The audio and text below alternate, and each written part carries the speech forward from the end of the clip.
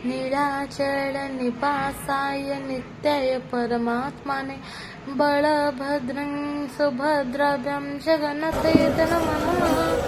जय श्री जगन्नाथ संग मैंने आपन को वेलकम करुच्ची श्रीक्षेत्र क्रिएटर ब्लॉग को। आउ आज हूँ पवित्र देवस्नान पूर्णिमा। से ही उपसर रे आम जगा सुना गरारे 108 गरा गाधोई गजानन बेश हो जाइए।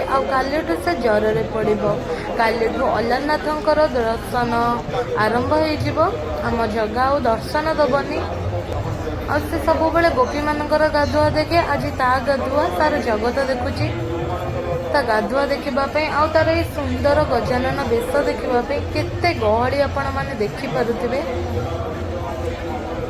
केते सुंदर लगुच आज श्रीमंदिर